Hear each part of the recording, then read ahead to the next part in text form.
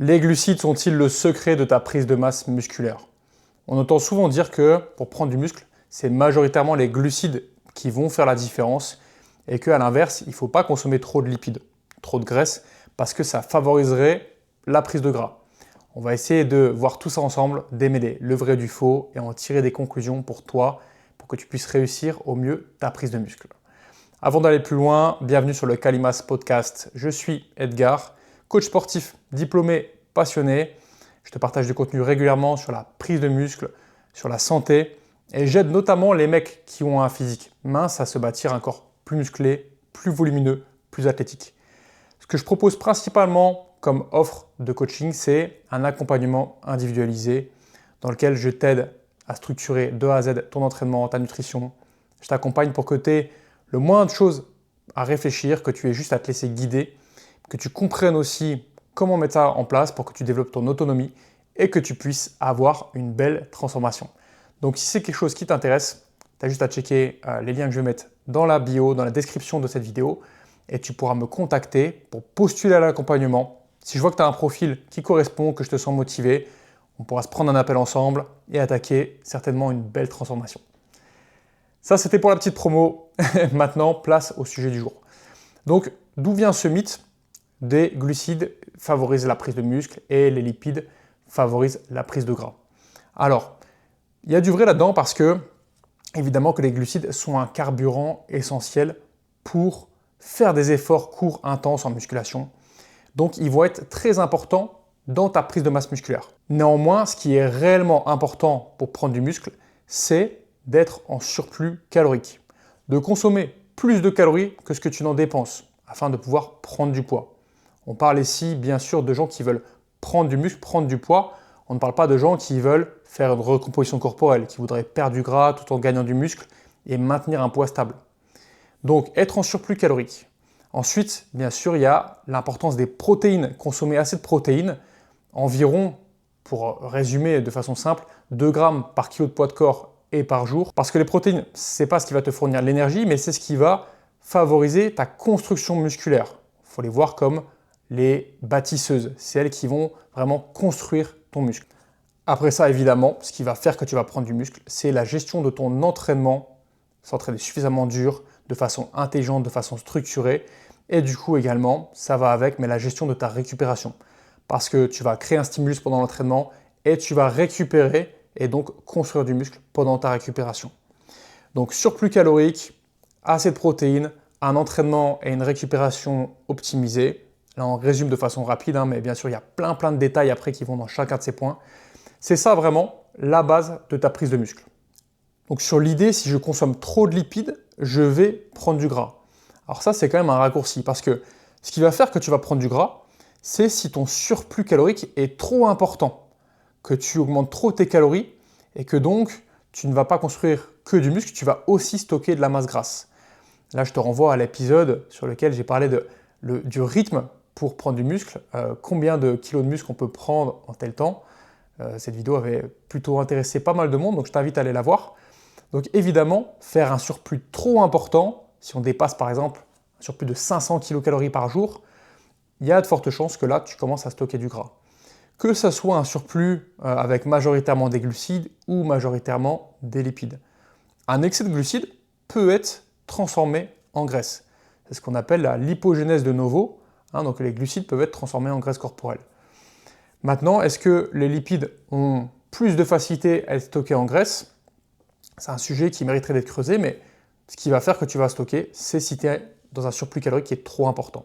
Donc il faut vraiment que tu gardes ça en tête. Finalement, si on regarde les dernières études sur le sujet, sur la répartition lipides-glucides, il semblerait que une fois que ton surplus calorique est bien maîtrisé, que ta consommation de protéines est bien maîtrisée, le ratio lipides-glucides, il aura finalement un impact assez faible sur ton gain musculaire. Alors bien sûr, il y a quand même des doses minimales à avoir, que ce soit en lipides, en glucides, on va en reparler juste après, mais on voit que finalement, c'est pas forcément là-dessus que tu dois te concentrer, il n'y a pas à se prendre la tête de façon excessive, et il y a surtout un besoin d'individualiser ton alimentation pour que ça te corresponde, que tu puisses bien digérer, que tu puisses te sentir bien, que tu puisses avoir suffisamment de calories et que tu puisses te sentir en pleine énergie durant tes entraînements. Alors maintenant, pourquoi est-ce qu'on dit que les glucides sont essentiels pour la prise de masse musculaire? Alors évidemment, ils sont très importants. Ils vont être un carburant vraiment essentiel durant ces efforts que tu vas faire en musculation, des efforts courts et intenses. Donc oui, ça va être important de consommer quand même suffisamment de glucides. Le fait de consommer des glucides, ça va t'aider à remplir tes réserves de glycogène musculaire. On sait que le glycogène, il va se stocker à la fois dans le foie, mais aussi dans les cellules musculaires. Et donc, durant un effort court et intense, ce glycogène musculaire pourra être utilisé pour pouvoir soutenir l'effort. Quand on parle de glucides, pour schématiser, on parle donc des sucres. Donc ça va être tout ce qui va être féculent, riz, pâtes, semoule, pommes de terre, patates douces, tout ce qui va être céréales, quinoa, flocons d'avoine, sarrasin, également tout ce qui va être fruits séchés. Évidemment, selon le type de glucides que tu vas consommer, ça va avoir un impact sur ton énergie, ta digestion.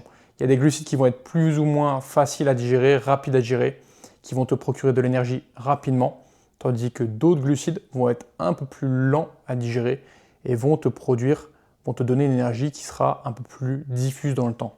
Pour éclaircir un petit peu ce sujet sur l'utilisation des glucides, on va dire que ton corps, c'est une usine à produire de l'énergie.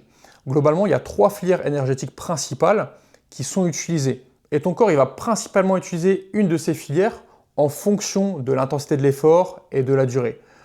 Par contre, alors pendant longtemps, on pensait que c'était vraiment une seule filière qui était utilisée, mais maintenant, on se rend compte que généralement, ces 3 filières fonctionnent en même temps, mais en fonction, comme je t'ai dit, du type d'effort, il y aura une de ces filières qui sera plus utilisée que les autres. Première filière, c'est ce qu'on appelle la filière des phosphagènes. On va dire que c'est vraiment l'usine express. C'est là pour te faire des efforts très courts, très intenses, des efforts de 3 à 15 secondes. Donc évidemment, en musculation, tu vas utiliser cette filière-là. Et donc tu vas utiliser principalement les réserves de phosphocréatine qui sont présentes dans les cellules musculaires. C'est pour ça que la créatine, c'est un complément qui est souvent utilisé en musculation, en sport de force, pour pouvoir remplir ces réserves de phosphocréatine. Maintenant, quand l'effort va se prolonger un petit peu au-delà de ça, les réserves de phosphocréatine, elles vont plus être suffisantes et donc ton corps il va avoir besoin d'utiliser un autre carburant. Donc c'est là que va se mettre plutôt en place la filière glycolytique. Cette filière, elle est toujours utilisée dans des efforts qui vont être assez intenses. Et là, on va utiliser donc le sucre, le glucose et le glycogène musculaire qui est stocké dans les muscles. Et après ça, tu as la filière oxydative, donc qui va utiliser de l'oxygène. Là, on parle souvent de la filière de l'endurance, où là, le corps, il va puiser, oui, dans les glucides, mais aussi dans les lipides, dans les graisses. C'est pour ça que dans des efforts comme des marathons, par exemple, oui, on va consommer beaucoup de ces réserves de graisse. Et parfois, les protéines aussi vont être utilisées comme carburant dans certains cas. Donc en musculation, majoritairement, tu vas utiliser la première filière, la filière des phosphagènes, et la filière glycolytique. Donc tu comprends mieux pourquoi les glucides sont importants pour te fournir de l'énergie, pour que tu puisses performer durant tes séances de musculation. En gros, ce glycogène, il te permet de maintenir des efforts intenses et prolongés. Par contre, les lipides, les graisses, c'est aussi essentiel dans ta prise de muscle. Et ça, c'est vraiment un point à ne pas négliger. Parce que les lipides, ils sont primordiaux même dans le fonctionnement de ton corps en règle générale. Tu ne peux pas vivre si tu n'as pas un minimum de lipides. Ils vont t'aider à avoir un bon fonctionnement cérébral, un fonctionnement hormonal. Donc là, si on parle de prise de muscle, tout ce qui va être fonctionnement de la testostérone, de l'hormone de croissance, donc qui va aider à ta construction musculaire, tout ça, ça va être impacté par ta consommation de lipides. Donc très très important. Ils vont jouer aussi un rôle dans l'absorption de tes vitamines. Et quand tu es en prise de masse, les lipides, ils ont un intérêt particulier parce qu'ils sont plus caloriques que les protéines et que les glucides. 1 gramme de glucides, c'est 4 kilocalories. 1 gramme de protéines, pareil. Et par contre, 1 gramme de lipides, c'est le double. Donc, en jouant sur les lipides, tu peux facilement être en surplus calorique. Perso, moi, c'est vraiment comme ça que j'ai réussi à prendre du poids. C'est en augmentant ma consommation de lipides, en augmentant, par exemple, en rajoutant de l'huile dans certains plats, en mangeant des avocats, des noix, en consommant des viandes plus grasses, en consommant des produits laitiers qui sont plus gras aussi. Ça m'a vraiment aidé à prendre du poids. Donc tu l'as compris, quand tu es en prise de masse, il ne faut pas se concentrer que sur les glucides. Il ne faut pas non plus se concentrer que sur les lipides. Il faut avoir une certaine répartition équilibrée parce que tu as besoin de tout. Si tu veux un exemple de répartition, donc déjà, je te conseille dans un premier temps de t'intéresser à tes protéines, environ 2 grammes par kilo de poids de corps et par jour. Donc à partir de ça, déjà, ça va te faire un certain montant de calories. Après ça, tu peux t'intéresser à tes lipides. Ils peuvent représenter 20 à 35% de ton apport calorique quotidien. Et après, le reste de ton apport, ça peut être les glucides. Donc en général, ça sera autour des 40 à 60% de ton apport calorique journalier. Et tu vois que je t'ai mis des fourchettes assez larges parce que, comme je te l'ai dit tout à l'heure, en fonction des personnes, certains vont préférer avoir des apports en lipides plus hauts, certains vont préférer avoir des apports en glucides plus hauts. Donc il faut que tu testes des choses. Il faut que tu vois ce qui fonctionne pour toi, comment tu te sens. Avec quelle alimentation tu arrives à te sentir bien, léger, avoir une bonne énergie, ne pas avoir l'impression d'avoir le bide explosé tout le temps. Même s'il y a aussi d'autres facteurs comme la répartition de tes repas sur la journée qui vont jouer, le type d'aliments que tu vas consommer, le type de glucides que tu vas consommer aussi. Mais voilà, tout ça c'est à individualiser et il ne faut pas se dire ok, il y a un pourcentage précis de glucides à avoir et c'est le même pour tout le monde. Ça pour moi c'est déjà trop se prendre la tête et ça serait aussi une erreur. C'est tout pour cet épisode, j'espère que ça t'a plu, j'espère que ça t'a intéressé. Si c'est le cas, n'hésite pas à me le faire savoir en commentaire. Pour postuler à l'accompagnement Calimas, tu as juste à cliquer sur le lien qui est juste en dessous de la vidéo. On pourra discuter ensemble et voir comment je peux t'aider. Prends soin de toi, entraîne-toi bien, alimente-toi bien en glucides et en lipides et en protéines. Et je te dis à très bientôt pour une nouvelle vidéo. Allez, ciao!